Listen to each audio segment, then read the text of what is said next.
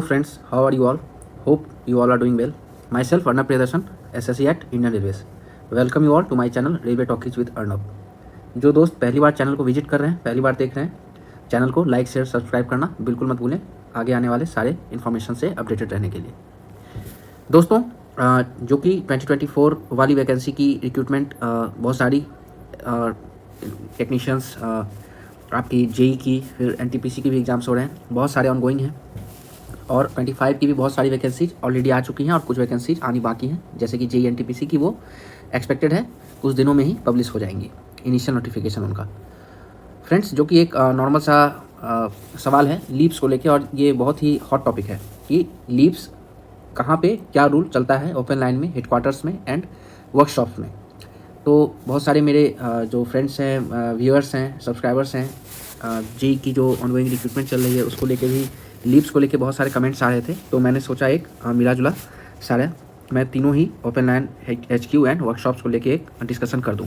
Leaves कहाँ पे कैसे मिलते हैं और कितना वर्किंग डे होता है। देखिए वर्किंग डे थोड़ा वेरी करता है, पर वीक 5 दिन है, कहीं 5.5 है, कहीं 6 है।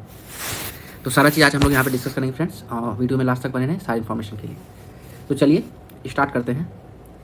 यहाँ पे दोस्तों देखिए, अगर मैं पहले ओपन लाइन और ये रहा आपका हेडक्वार्टर एंड वर्कशॉप्स। पहले अगर मैं बात करूँ number of working days per week, तो ओपन लाइन में क्या है दोस्तों, ओपन लाइन में ही नहीं, पहले आप ये समझ लो कि तीनों ही जगह पे ओपन लाइन हो, हेडक्वार्टर हो एंड वर्कशॉप हो, एक चीज़ कॉमन है 48 आवर्स पर वीक। ये रूल है दोस्तों, 48 hours per week, 48 hours per week.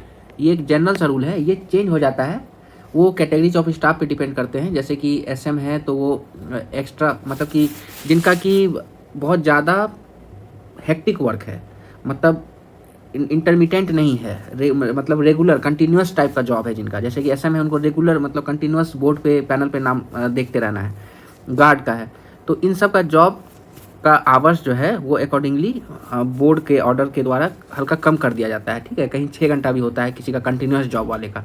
और जिनका इंटरमिटेंट वर्क है और वो इनडायरेक्ट वर्कर्स में आते हैं, जैसे कि सुपरवाइजर्स हैं, मिनिस्ट्रियल स्टाफ हैं, तो उनके लिए ये सारा रूल जो है 48 आवर्स पर वीक का एक जनरल रूल है वो लागू होता है। मगर यहाँ पे क्या है दोस्तों, ओपन लाइन में आपका ये संडे वाला जो है कि संडे छुट्टी रहेगा, ऐसा नहीं है। ओपन लाइन में आपको पर वीक 48 आवर्स का वर्क है पर वीक। इसमें आपको ये 6 दिन कोई सा भी हो सकता है। ठीक है, एक दिन आपको रेस्ट मिलेगा यहाँ पे। ठीक है, ये रेस्ट का दिन जरूरी नहीं है आपको संडे ही हो, ये अकॉर्डिंग टू रोस्टर होता है। रोस्टर बनता है स्टाफ्स का भी, सुपरवाइजर्स का भी, क्योंकि ओपन लाइन हमेशा 24/7 चालू है, कभी बंद नहीं होता। मगर वर्कशॉप और हेडक्वार्टर्स बंद होते हैं, संडे सैटरडे ऐसे वो बंद होते हैं। तो ओपन लाइन तो बंद होता नहीं है, तो रोस्टर बनाया जाता है।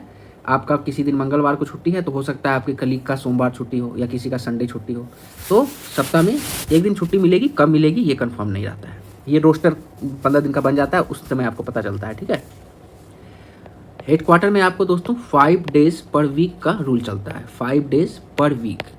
5 डेज पर वीक में अगर आप 8x5 करोगे, 8 घंटा रोज करके, तो 40 ही घंटा होता है, तो 8 घंटा आपका यहाँ पे कम हो रहा है। तो ये कम वाला 8 घंटा जो है दोस्तों, ये डिपेंड करता है कॉम्पिटेंट अथॉरिटी एंड एडमिनिस्ट्रेशन पे। ये 1 घंटा बढ़ा सकते हैं यहाँ पे, ये 5 दिन में जो है मैनेज कर सकते हैं 1-1 घंटा बढ़ा के, या किसी एक्स्ट्रा वर्क कभी ये करके। ये मतलब कि थोड़ा सा अकॉर्डिंग टू सिचुएशन ये होता है। मगर 5 डेज पर वीक ये फिक्स है, वो 9 घंटा भी काम हो सकता है, कभी अगर एक्स्ट्रा वर्क रहेगा तो ज़्यादा भी हो सकता है। वो पर डे मैनेज किया जाता है 48 घंटा को ये करने के लिए, मगर डेज आपका 5 ही रहेगा। मतलब कि यहाँ पे आपका सैटरडे एंड संडे 2 दिन आपको छुट्टी मिलेगा, सैटरडे भी छुट्टी और संडे भी छुट्टी, 2 दिन आप आराम से सारा काम कर सकते हो। और ये मुझे तो ये बेस्ट लगता है, 2 दिन छुट्टी होना चाहिए, क्योंकि सारे काम संडे में नहीं हो पाते। अच्छा, वर्कशॉप्स की बात कर लें। वर्कशॉप्स में दोस्तों रूल चलता है 5.5 डेज पर वीक। यहाँ पे 6 दिन तो नहीं है, मगर 5.5 डेज है, मतलब कि 5 दिन आपका पूरा चलेगा और 8.5 घंटा का, और 1 दिन आपका चलेगा 5.5 घंटा का।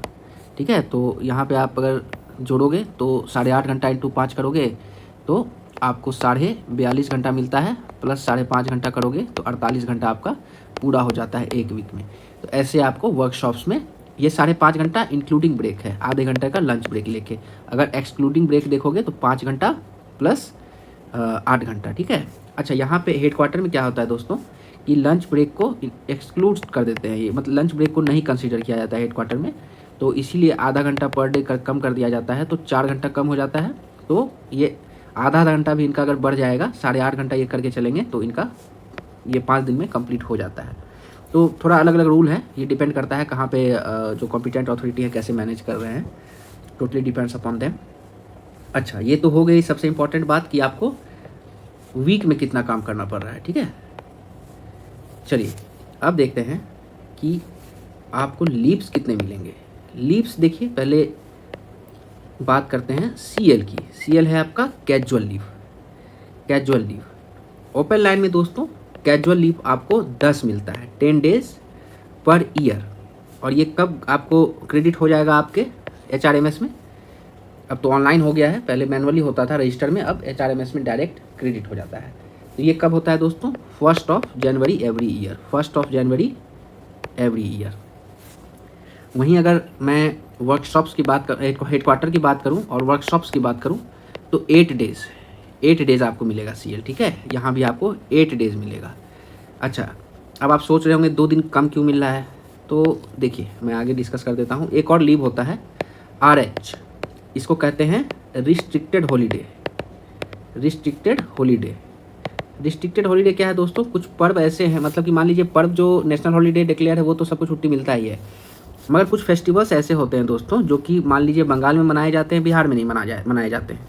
बिहार के कुछ पर्व्स बहुत ही मतलब कि इम्पॉर्टेंट हैं, फेमस हैं, मगर हो सकते हैं दूसरे स्टेट में वो पर्व नहीं मनाए जाते हों, साउथ में। तो इसको मतलब कि मैनेज करने के लिए हर एक स्टेट के अकॉर्डिंग वहाँ की छुट्टियाँ अलग होती हैं। कहीं पे किसी पर्व में ज़्यादा छुट्टी दिया जाता है, उसको ज़्यादा महत्व दिया जाता है, कहीं पे किसी पर्व को थोड़ा कम छुट्टी होता है, क्योंकि वहाँ पे उस पर्व का उतना ज़्यादा मतलब कि लोग नहीं मनाते हैं, वहाँ कम मनाते हैं। तो इस हिसाब से मैनेज किया जाता है। इसी को मैनेज करने के लिए 2 दिन होता है रिस्ट्रिक्टेड हॉलीडे। तो ये जो रिस्ट्रिक्टेड हॉलीडे है दोस्तों, ओपन लाइन में इसको जोड़ दिया गया है, एक तरह से आप समझाने के लिए बता रहा हूँ, ये जोड़ ही दिया गया सीएल में।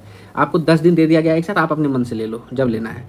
मगर वर्कशॉप्स में और हेडक्वार्टर में इसको जोड़ा नहीं गया है। RH आपको मिलेगा 2 दिन का, यहाँ भी आपको RH मिलेगा 2 दिन का। ये एक्चुअली आपको पता नहीं चलेगा, आपको वो रेडीमेड हो जाता है, मतलब जब कैलेंडर आपका आएगा ना, हॉलीडे कैलेंडर, तो वो लोग हेडक्वार्टर से ही डिसाइड हो जाता है कि कौन से पर्व में कितना छुट्टी देना है। तो वो किसी एक पर्व में अकॉर्डिंग टू स्टेट, जैसा स्टेट में आपका वर्कशॉप है, जिस स्टेट में है, तो किसी एक पर्व में 1 दिन 2 दिन बढ़ा के वो RH को जोड़ देते हैं उसी में। तो आपको कुल मिला के फेस्टिवल की छुट्टी 2 दिन RH में मिल जाती है बढ़ के, ठीक है। तो ये है नियम। अच्छा, अब इसके बाद देख लो LAP। LAP क्या है फ्रेंड्स? LAP है आपका लीव ऑन एवरेज पे। लीव ऑन एवरेज पे मतलब आपका जो डेली का एवरेज पे है उस पर लीव। LAP आपका तीनों में मिलेगा, वर्कशॉप में भी, हेडक्वार्टर में भी और आपके ओपन लाइन में भी। LAP आपको देखिए 2 बार ग्रांट होता है। एक तो आपको होगा 1 जनवरी में और एक होगा 1 जुलाई में, ठीक है, 1 जुलाई में। दोनों में 15-15 करके, मतलब टोटल 30। यहाँ भी सेम है, यहाँ भी 30 और यहाँ भी 30 LAP मिलेंगे आपको 1 July and 1 January of every year, 15-15 करके, ठीक है। 30 LAP पर ईयर आपको मिलेंगे दोस्तों, ठीक है। अच्छा, कोशिश ये करना है कि ये 1 January of every year and 1 July of every year, अगर आप छुट्टी पे नहीं हो तो बहुत अच्छा है। अगर आप छुट्टी पे हो तो प्री सैंक्शनड लीव में रहिएगा, मतलब कि जो लीव आप ले रहे हो वो पहले से सैंक्शन करा के ही जाइएगा, ठीक है। नहीं तो एब्सेंट, ये जो कि आपका क्रेडिट होने वाला समय है ना लीव, तो थोड़ा दिक्कत हो सकता है। इसको प्री सैंक्शन लीव में ही जाने की कोशिश कीजिएगा अगर छुट्टी लेना हो तो, 1 जनवरी और 1 जुलाई को। अब एक और टाइप का लीव है फ्रेंड्स, उसको कहते हैं LHAP। मतलब ये कुछ नहीं है, ये है लीव ऑन हाफ एवरेज पे। हाफ एवरेज पे, वो फुल था, मतलब कि वो फुल आपको, वो 30 दिन अगर आप छुट्टी पर रहोगे तो फुल पे आपको मिलेगा छुट्टी के दौरान। और इसमें अगर आप छुट्टी पर रहोगे तो आपको जो आपका पेमेंट है बेसिक का हाफ मिलेगा आपको, बेसिक का हाफ, उसके ऊपर लगेगा सारा अलाउंस। LHAP में अगर छुट्टी लेते हो तो हाफ ही पेमेंट आपको मिलेगा, फुल पेमेंट नहीं मिलेगा। हालांकि बहुत ही रेयर में कोई LHAP लेता है।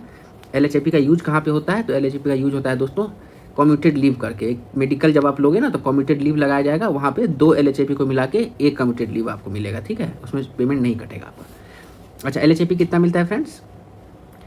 LHAP 20 per year, LHAP 20 per year, यहाँ भी 20 और यहाँ भी 20, मतलब 10 आपको 1 जनवरी को मिलेगा, इसके साथ 15 LAP और 10 LHAP, और 10 आपको 1 जुलाई को मिलेगा, 20 पर ईयर तीनों में, ठीक है।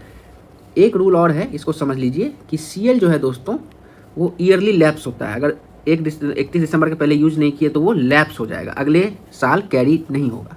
मगर LAP एंड LHAP ये कैरी फॉरवर्ड होते हैं। LHAP अनलिमिटेड है, इनफाइनाइट, कितना भी जमा कर लो कैरी होते रहेगा। LAP में लिमिट है 300 + 15 का, 300 + 15 तक ही कैरी होता है, अगर उसके बाद लैप्स होना स्टार्ट हो जाता है।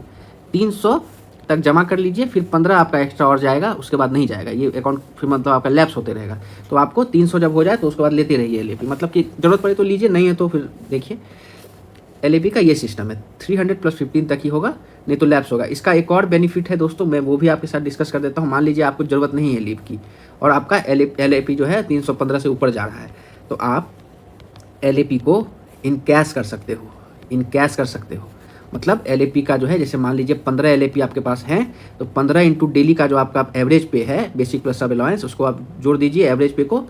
मान लीजिए मेरा मान लेता हूँ कि डेली का आपका एवरेज पे 3000 रुपया है, तो 3000 इंटू 15 45,000 रुपया आपको मिल जाएगा। आप ऑनलाइन HRMS के थ्रू अपने 15 LAP को बेच दीजिए, आपको 45,000 रुपये मिल जाएगा, क्योंकि वो 15 LAP आपके किसी काम के ही नहीं है। 300 से 15 से ऊपर जा रहे हैं, 315 से वो लैप्स ही कर जाएंगे। तो ये आप मगर अनलिमिटेड नहीं कर सकते हो, ये पूरे सर्विस पीरियड में 3 टाइम कर सकते हो, पूरे सर्विस पीरियड में 3 टाइम्स कर सकते हो, ठीक है।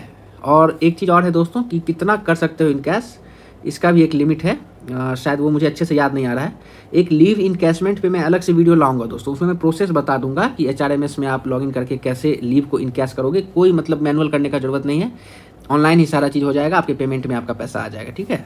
वो कुछ लिमिट होता है कि कितना कर सकते हो, 3 टाइम है, ये तो फिक्स है, मुझे याद है कि पूरे सर्विस लाइफ में 3 बार कर सकते हो, मगर कितना LAP कर सकते हो ये मैं एक बार कंफर्म करके बताऊंगा अगले वीडियो में। तो तब तक के लिए धन्यवाद, और ऐसे ही इन्फॉर्मेटिव वीडियो के लिए जुड़े रहें चैनल से, और लाइक से सब्सक्राइब करना बिल्कुल मत भूलें।